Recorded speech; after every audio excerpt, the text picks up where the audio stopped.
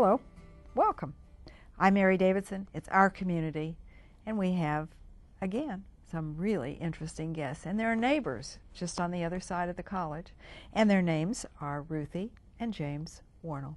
And I'm so glad you took the time to come and see us today.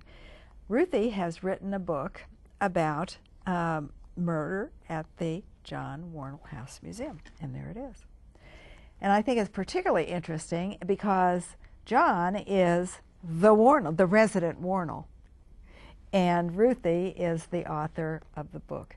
And I think that it is so interesting because, as I said to you before, John, the Wornall family is a very old and very respected family in our part of the world. So you are the bearer of a very proud name. Thank you. So I want to talk about the book a little, Miss Ruthie. And in the prologue, it's kind of a fun start because all mystery, and I love mysteries, but everybody likes to guess. And you said something about Bob Lane died in the book. And he was sitting at the table, and he took a big gulp of cider, and that was sort of all she wrote. She just falls over dead. He just fell dead. And Sally, who is another guest at the table, said, "How could the spiced cider have killed Bob?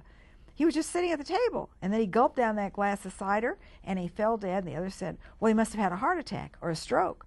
Well, he looks like to me he was poisoned. Someone must have spiked the cider with cyanide. And you said they were all wrong. Which I thought was just a fun start to the book. I liked the first two lines in the first chapter too. Well, that's right. And it says trouble was brewing at the John Wornall House Museum, and before long, Rick and Rhonda, are those you, Rick and Rhonda Winters? Not really. I thought, I'll bet you I know those two people. That's what everybody tells us. Rhonda Winters has the same initials as Ruthie Wornall. I noticed that. Sometimes my friends will say, "Hi, Rhonda." But there must be some other man in her life here because Rick Winters is not James J.W. Well, I've told her to knock me off in her novels because it's a love interest that kind of keeps people going.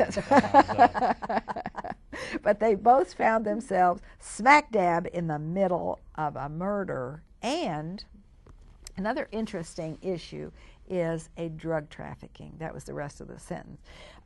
You have a tie-in with you've written more than one book, but this is a tie-in with your last book because they had just come back from Mexico. Guanajuato. Yes. And they had talked about, they got mixed up in the drug business. Why did you choose drug trafficking? I mean, I just think it's interesting. I was just trying to think of each one of my books is something I truly don't know anything about because I like to research. The other day I saw my principal, and he was laughing about my book having drugs in it because he said he remembered one time when my students asked me about drugs, and I said, "I've never seen any, never in my life," and they didn't believe me. So about 2 or 3 days later, a little boy comes up and he hands something to me, and he said, "Here, Mrs. Wornall, I found some drugs in somebody's desk." And I said, "Oh, my lands, I'll run it up to the principal. You stay right here while I'm gone." So I went up, and my principal looked at that, and he started laughing, and he said, "Ruthie, haven't you ever seen pencil shavings?" The kids I were don't checking think we me out. want to sign her up for the narcotics. No, I don't think so. I wouldn't either. No, I don't think that'd be a very good idea. Mexico, of course, It's full of drugs. is full of drugs, and it's a real problem down there as it is here, and it was just a natural for having this connection with her other novels take place in Mexico, and so it was a natural. Do you particularly like Mexico? Do you spend time there? We like it. We've been down quite a few times. So you knew about that. I mean, you know about the country, and you know about that. Well, and I think, the drug trafficking issue is large, not just because of the drug trafficking, but because of immigration and our borders and all of that. So I think what you chose arouses interest in people because everybody's interested in the issues that we face in that area. So, the Wornall House is an extraordinary home. Did you ever live there? Yes, I did. I grew up there for most of my childhood. Spent 13 years there. Weren't you And, living? Weren't your parents living there when you were yes. born? Yes, and we thought of it as a great house, a nice house to live in. I cut the grass. It would take me. That was my chore, Yeah. and it would take me all day long to cut it. It was, but Well, it was great. let's talk about a little bit about the history of the house. All right.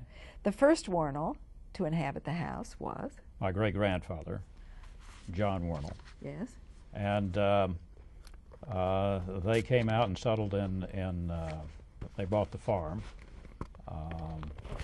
from one of the McCoys, John Calvin. John Calvin McCoy, At Westport.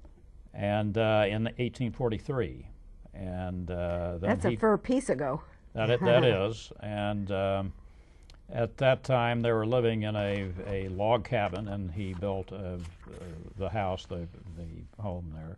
I think when he married Eliza, one of the things that she said she absolutely insisted on was for him to build her a beautiful home, because she didn't like that little four-room cabin Well, that John he had. came forward on that because it That's is right. a beautiful home. In 1858. Eliza's kind of interesting because she brings Kansas into the Wornall family and into Missouri. Talk about Eliza just a little bit. Well, Eliza was the daughter of Thomas Johnson, whom the county was named after. He was a Methodist missionary to the Indians, and he was in charge of the Shawnee Indian Mission, which is down now a here. museum Yes, as now a well, museum. and He built open it, for didn't he? all of you to see at your leisure. That's right, in our community. Yes. And his daughter was Eliza, and she married my great-grandfather when she was 19 and lived 11 years, and during that time was one of probably the most turbulent period in the history of this area. Because it was right before the Civil War. Right before the Civil War and during the Civil War, and she experienced going through that, and she had 7 children, 5 of whom did not make it beyond their 5th birthday. And But children didn't then. I guess so. So many of them had what you call a summer complaint. As you remember, they had bad water and heat and all of that, and children didn't have the vaccinations. So can you imagine having 7 children and losing 5 of them? That's hard. Very difficult. It is. And then, of course, during the Civil War, it was in this area, it was a very difficult time. And then the Battle of Westport, in which the house served as a hospital for the wounded. From both sides. From both sides, Yes. back and forth as the front line. And they did surgeries in the family room, and then all the people that died, they stacked the bodies up in the dining room by the window good. and handed them out the window to the wagons that were waiting to take them haul out them for off. burial. Let's go back just a And little that's bit. where we get the ghost. Well, that's where you get well, we'll come to the ghost in just a minute, but I want to talk about Eliza just a little bit. And her family were Kansans. So the incidents leading up to the Civil War, I'm sure, do you know anything about the Reverend Johnson and how he handled the border wars and the conflict preceding the Civil War between Kansas and Missouri? Was he involved at all, or was Eliza? She lived here by that time, didn't she? Was she married? Yes, she was. Yes. Yeah, she was. Yeah, she was there. In fact, as she grew up there in the Shawnee Indian Mission. Yeah. And how did he meet her? Do you know? Well, I guess there weren't that many people, Here, as they that's moved right. forward. And he found out that there was a lovely young lady That's correct. at the Shawnee Indian That's Mission correct. that it would be well for him to meet. Right. But Eliza didn't make it too long. No, she lived died. to be 29 years old, and she had 7 children. 5 died, and then she died in childbirth. And she lived with him as his wife about 9 years, 10 years. That's correct. Something like that. Well, then along came the second Mrs. Wornall. Right. And your relative. Yes, my great-grandmother. Yes. Roma. Roma. And talk a little bit about Roma. Well, Roma was the first cousin of Eliza, much younger. And her father was Reuben Johnson, and they lived in Fayette, Missouri. Now, they were not related. They were cousins, but not sisters, and their fathers That's were correct. brothers. Fathers were brothers. Yes. And I have not read anything to this, but I think after Eliza died, I think probably Mrs. Johnson suggested that Roma come and take care of the children of my great-grandfather, Frank and Tom. And which one is your grandfather? My grandfather is John. John. Which is Roma's son. Second son. Yes. Second son. I believe. Yeah, Charles and John. Mm-hmm. And I think she probably arranged that, and up came Roma, and that's. And there it within is. Within a year, they were married. And you know, it's interesting because in that day, as you say, there weren't a lot of people, and marriages were as much convenience, and the love came later. Well, it sounds like that one was a marriage of convenience, yes, because I'm he sure. took the whole group of people that were in the wedding to Baltimore, Maryland with them for their honeymoon. There they are. Is that a did you ever or not?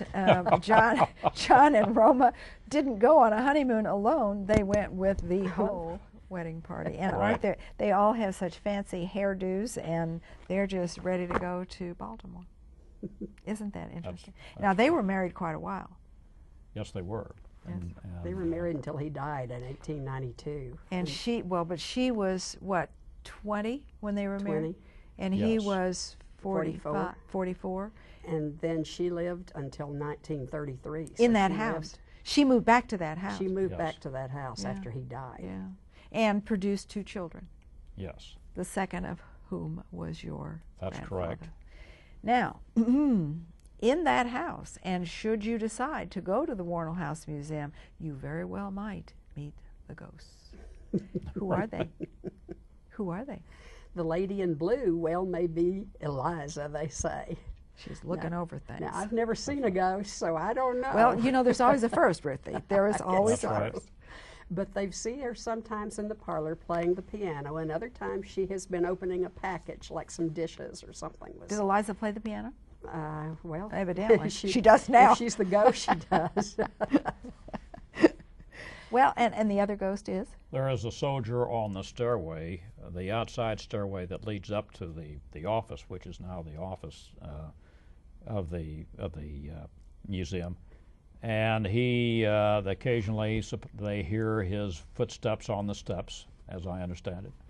And then there's another one. And also, he's the one that guards the front door. He's a Union soldier, and he guards the front door. He guards the front door, and he is known to have saved someone that was about ready to fall over the banister onto the floor below, as the story goes. She thinks that he grabbed her and pulled her back. I just think it's wonderful. And all that leads to such a wonderful ambiance in that house. And I know in years past they have had dinners in that house. Mm-hmm. And I happened to have been there at one of those dinners, and it was absolutely beautiful. The house is gorgeous. But I think it's particularly interesting and deserves some comment in the fact that they took both Union and Confederate soldiers in that medical facility that they had. And I don't know if the Wornalls had anything to do with that or not, or if it was just done. It was just done. My grandfather was not there. He had been made part of a Minutemen's unit and was elsewhere. And it was Eliza and her son Frank, who was 9. And so it was the two armies that determined. I guess the soldiers just broke into the house because she and her son were hiding in the basement. Yeah. What do you call it? It's not a basement. Cellar. It's It Kind was of a cellar, cellar. the root cellar or something, yeah. They were hiding there. Underneath they the pulled kitchen. them out and told them that they were going to be using the house as a hospital. And she didn't fight with them about She it. was not at all. supposedly an excellent cook, and she cooked for them too, and she also bandaged the wounds. Which they appreciated. Oh, I mean, yeah. you made mention of that in the book. Let's get back to the story. The history of the house is just, it lends such a wonderful taste. And I say that because we're going to talk about tastes in just a minute. But when you talk about the murder, the glass of cider and the one gulp, and you're building up the suspense of the story, how did you decide on the plot? Oh my, I knew you'd ask me a question I didn't know the answer to. Well, did I it just just sat come? down at the computer and an idea started coming, and that's just about it. But I think a how lot it of was. authors say that. I don't think there are some that chart that plot out very carefully. I know, didn't. Before they. I didn't know what I was going to write until I got started. Well, first of all, on her culinary mysteries and everything that Yeah. she writes is a culinary mystery, That's other right. than her cookbooks. But they have to do with food, and so you know the murder would have to come about at the dining room table, and she just That's right. 'Cause we have just to thought eat of as we this. get killed. Right. Yes. Yes. Yes. I think that's interesting, and perhaps the folks out there don't know that you're a very good cook, and you have written a number of recipe books. Right. So you're an author, but sort of a woman for all seasons, as long as we can eat. Right. And I used to sample those recipes until she started writing the mystery novels. When I started, I've got to tell this one. When I started researching poisons, he started taking me out to dinner and to lunch, and I wish I'd thought of that one a long time ago. That's right. You should. That's right. You should have presented that. That's right. I got to go out a lot. And see, you got to be ever watchful. That's right. Did you decide who would be the killer in advance, or did it evolve? How did It you? evolved. And At first, I really didn't know. you didn't know, No, but you knew that it wasn't. it was a mystery to me too. Well, but you wrote in the prologue. Oh, I went back and wrote that later. Oh, you see, now that's important because the prologue was written after you wrote the book. Well, after I decided who was going to kill him and how. Yeah. See, I think that's just really interesting. Let's talk about the characters in the book. Are they people that you know, that you patterned the characters after? Not really, but one of them, Mariana, I named her because I went to school with her when I was in elementary school, and after I named the character Mariana, I got an email from her, and we've been visiting each other, you know, going out for lunch and things like that, which I hadn't seen her since I was in 4th or 5th grade. And those are benefits. Oh, What yeah. other benefits did the two of you? I mean, you know, I read about you in the paper, and I've never read about the cookbooks, but I did read about the murder at the Wornall House Museum. There are other benefits too. I'm sure you get invited to talk about the Wornall family and about your mystery and about your cookbooks and about your cooking, don't you? Yes. See, and I think that's fun. You've The met- knowledge of food allergies too is something that was new to me, and here is one in the book. And Don't Talk tell about- too much Oh, about yeah, you don't that, want Jim. all right, I won't. Mums, That's it. you're going to be in big trouble. That's Yes. right. But food it fits in, and food is an interesting thread that kind of runs through the whole thing and keeps people, because I think everybody likes to cook and most people like to eat. I do. And do you create your own recipes? No. No. No, they're usually recipes that are given to me. But- One day I came out of church and the pastor said, "Hey, come here, Ruthie, I've got a 3-ingredient recipe for you." So I get recipes every way. And see, but that's one of the keys to your recipes. There's more to it than that. Okay, go. What? That she loves to look at recipe books, cookbooks, and for See, your years before secrets are she coming started, out now. Yeah. for years before she started writing these her 3-ingredient cookbooks, she would sit there for hours just reading recipes, and I didn't understand it. I told her one day that she ought to try the telephone book for excitement. I'm glad now that I She used to read is those she is one of those that can look at a recipe and taste it. So, and she says, well, people give her these recipes. That's not really, she's not giving herself Yes, they credit. do. They do it, but I got sample lots of them, them and that she way. can tell. He doesn't and looking sample at them anymore because of the poisons. That's right. She can tell looking at them whether they would be good or not. Yeah. Well, and you can say, I don't like that, or that's really good, or Yes. you know. But 3-ingredient recipes are a little tricky sometimes. You'd be surprised you can cook just about anything. Would you believe you can take a cup of sugar, a cup of peanut butter, and 1 egg and make delicious peanut butter cookies? Really? Yeah, What holds them together? The peanut butter? the egg, I guess. I don't know. But they're just delicious. They're as good as any peanut butter cookie. Well, you had one in here that I marked. I looked through. You sent me Okay. some of your recipes. And I thought the chocolate peanut butter cups, they had brownie mix, 2 eggs, and 2 9-ounce packages of miniature peanut butter cups. I love peanut butter. Love peanut butter. And those look good. That was good. But all of them just had 3 ingredients. Mm-hmm. And you know, that's particularly nice because so many women work. And they just can't stand there and make chocolate shavings and you know, cook icing for 2 days and all that kind of. People don't do that much anymore. Well, it's good in this economy too. You only have to buy 3 things at the That's grocery right. store. That's right. That's right. I want to go back to the book. The characters in the book. I still want to know how you put that group of characters together. What did you must have had to sit down and think, now, who do I want? How many characters? Because you know, too many characters is not good because you can't keep them straight.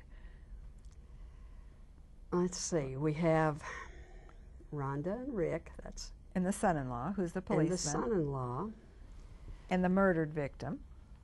Yes. You know Lane, how I is put the names on? No. It was just whatever name came to me at the moment when I was sitting there at the computer. But they went in and had the volunteers all sat down at the table and had this And I just Last named- Supper, as you might call it.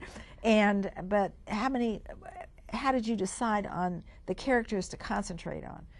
How many of them? And you just I just sat down at the computer and that was just whatever I thought of is See, I what I think put that's down. interesting. That was it. I think that's interesting. I know that sounds crazy, but No, that's how no, it was. doesn't. Because I honestly believe, and I've interviewed a lot of authors because I like to do it, because I always read the book and I like to, and they all say just about that same thing. Many of them will pattern the characters after themselves, or somebody they know, or one of their children, or combine attributes from different people that they know. I don't think I was thinking of anybody. It was all just made up. And that's good. It was In all this book. fiction. In this one fiction. right here. In other books, have you done it differently? Yes. No, I think it was more or less the same way. Jim, has she done it differently in other books? I think so. I think there What was it? were one of the murder and one of what though was. Oh, okay. There was one person that I did, one person that I wrote about. And why did you pick But that I'm- person, and who was it? Somebody I didn't like. Really? And Was they, it a- and they got killed. Well, you fixed them. You betcha. right. Isn't that interesting? Just did it with a computer. That's right. Hit one key, and that's all she wrote. All she wrote. What are you going to do next? What is on your recipe book for your next project? Are you working on another book? I'm thinking about writing. I've got we have 3 grandchildren, and twins are 7 years old, and the oldest one is 10. And I've been thinking about doing a 3-ingredient cookbook for kids. I think that's wonderful. And then another thing, which I haven't really, you're the only person I've told about this. Nobody will know. but Nobody you- will know. I had so much fun researching the Wornalls and the different people. And I was a history teacher, so I really love research and I love history. So I told Jim the other night that I was thinking about doing this, but I don't know if he knows I really am considering it. And what it is I was thinking about calling the next book, just being pure history, and calling it John Wornall and Friends, and having maybe a chapter about John Wornall, another one about the Reverend Johnson, and another one about Hugh Ward, one of his good friends at Ward Parkway. That's was Ward named Parkway, for. yes. And another one maybe about the Carneys or Harrises. There's a house, The Harris House is in Westport. Yes. Yes. And just that's kind of what I've got in mind. I don't know, a mystery might come out of it, and it might just be all history. I really don't know yet. Well, yeah. It's just a thought. Well, it is, and you know, it's people like you and Jim that keep the history of our area alive. You know, your son is not here, so you are the last Wornall. Well, our son is John Bristow Wornall. But he V. doesn't live here. He doesn't live no, here. he's We in- have No, he Yeah. probably will move back one day, but right now he's in Texas. I have a cousin, Ben Wornall, and I have a brother here that is here But part of the year. they're not the next generation. That's true. Yeah. And Well, so, Ben has two sons. well, but you are the one that's out front because you're the one that you're the one that I had heard of, you know. So I think it's important, and through books like this and the fact that you go around and talk about it, you keep the history of our area alive. And I think it's extremely important because the Civil War incorporated both sides of that state line, sometimes not to the best. No. Can I tell you a little something about what took place at the Wornall House during the Civil War? Yes. Okay, there was the Jayhawkers that came and just took over the house. And what was his name? Jennison, Colonel Jennison, Jennison. Colonel yes. Jennison. And he made the parlor his office, and he also slept in their bedroom, and Eliza had to cook and feed them. And Now, he had you 200 mentioned that in your soldiers. skit, didn't you, at the end, Uh-huh. about Jennison? And then there were the, what was the other one? The, starts with a B. Bushwhackers. Oh, the Bushwhackers. The Bushwhackers. Well, you know, there's a tried to kill Bushwhacker him. He had museum his- in Lawrence. Did you know that? I've got to go to that. Yes, there is. In Lawrence. And they actually put a rope around John Wornall's house, and they were going to hang him from the balcony because they had heard that he had buried money, and they kept telling him, go dig it up. And he said, I didn't bury any. And they'd say, dig it up or we're going to hang you. And But you know, they had fence post safes in those days. They dig up a fence post, bury their money, or you know, a gate or whatever. So they thought that he did have. that he'd done that. Yeah. But he had a bank. He didn't need to. Well, sometimes you know, in bad times they Yeah. do funny things. So they thought, you know, this is a lovely home, and this family has money, and it must be around here somewhere. So, but now Eliza didn't, or Roma didn't stay in the house. John built another house, and then Roma came back. Isn't that right? That's correct. Yeah. He moved back, let's see, they moved in another house when they first got married, and then they moved back for 13 years. And then he built her a house because he said, well, he wanted to build a house and treat them equally. So he did build a house for her. But it was the Wornall house that she wanted to live She in. wanted. And I think after that's he so died, interesting that she wanted to moved come back there. Yeah. She said it felt like home. Well, I can understand that. Mm-hmm. It's a beautiful. I'd like to live there myself, so I too. certainly understand that. In the back of your book, you have a 3-act play. It's called Murder at the Wornall House. It's a 3-act play. Why did you do that? Why did you include that in the back of your book? I thought just in case they wanted to do a dinner theater at the Wornall House, they could use that. And if they didn't like the way it sounded, they could rewrite it. They could rewrite it. And somebody else also suggested to me about their organization doing a bed, or I want to say a bed and breakfast. I mean a dinner theater. A dinner theater. Well, So then that you was the have a idea for 1-act it. skit in the back too that you thought perhaps could be used. I thought that could be used in some ways, and we have used it. I had to make a talk one time, and then Jim and I acted that out after the talk. You are pressed into all kinds of Yes, I service. was. He got all kinds of jobs. Quite often. He didn't know what he was getting into. It's nice to get up in the morning. You never know what's going to happen to you during the day. That's true. Especially she's a workaholic, and And I'm trying to make sure that he is too. You just want to rest. yeah. I just think Fat chat. it has been so nice to talk to you Well, both. thank you. It's been And nice to meet Murder you. at the John Wornall House Museum, give it a try. The recipes are in there, the skits are in there, and there are even some 1860s recipes from the Wornalls in there, and I think you'll enjoy it. And you will definitely enjoy the 3-ingredient cookbooks that Ruthie Wornall has put together. So, James and Ruthie Wornall, it has been truly a treat. And thank you for carrying on the history of your family in so many different ways and reminding us that we certainly are fortunate to live in this area with so many fine people that have made it possible for us to live in a wonderful, wonderful community. Well, thank thank you you. so Enjoyed much. it. Thank you for you. having us. And it was just a pleasure. So I'm Mary Davidson, and this is our community. We'll see you again soon.